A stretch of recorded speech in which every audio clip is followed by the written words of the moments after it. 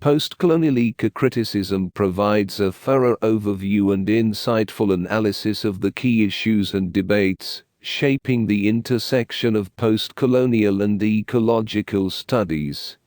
The book delves into various dimensions, exploring the distinctions and potential linkages between environmental perspectives in the northern and southern hemispheres. It critically examines the complex legacies of development and grapples with the challenges of ascribing agency to subaltern entities, including non-human elements.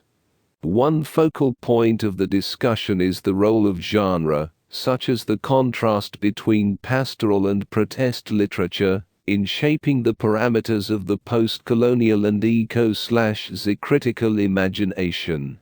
Huggan and Tiffin navigate the intricate relationship between activism and aesthetics, acknowledging the tension that arises from the dual objective of legitimizing the attention given to literature as a means to address tangible issues, while also asserting the autonomy of the imagination.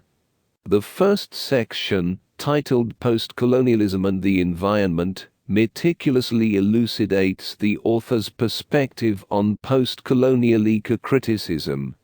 They clarify that their approach is not merely an additional offshoot of either ecological studies or postcolonial studies, but rather emerges as a logical and consequential fusion of these two academic disciplines.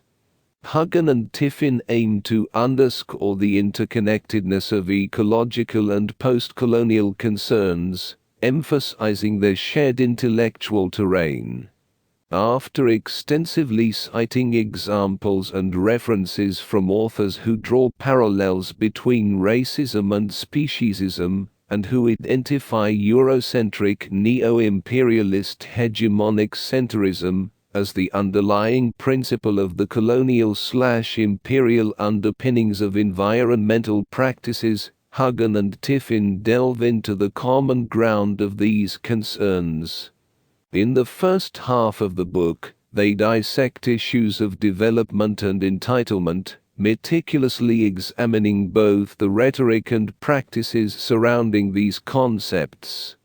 This examination spans legal, political, and material dimensions, as well as individual perspectives involving emotions and personal connections.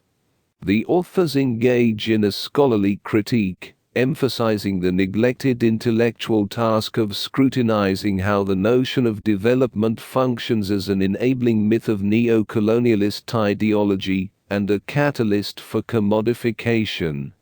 They argue that such critique often falls into unbalanced and polemical perspectives, urging for a more nuanced and contextually grounded approach within postcolonial ecocriticism. The second half of the book shifts focus to animals as the cultural other, addressing the historical construction of civilization against the wild and animalistic.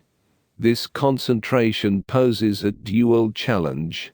Studying animality as a cultural trope that has enabled economic exploitation and degradation, and approaching animals as they exist in cultural texts beyond mere symbols or allegories.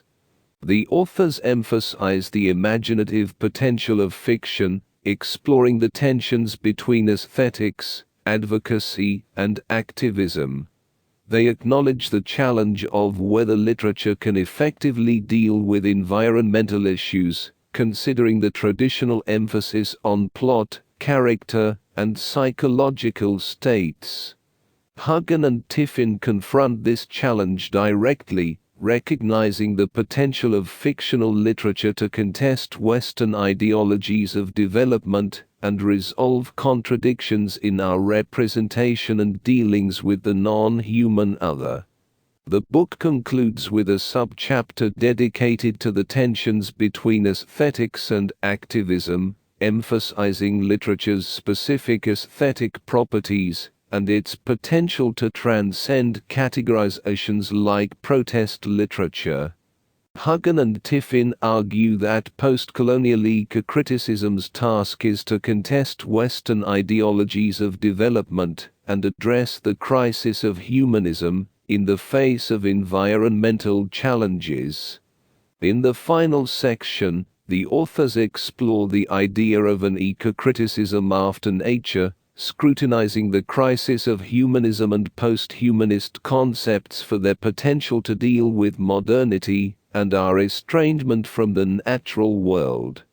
By reading various theorists against the backdrop of a humanism in crisis, they point to the imaginative possibilities opened up by the implosion of nature and culture.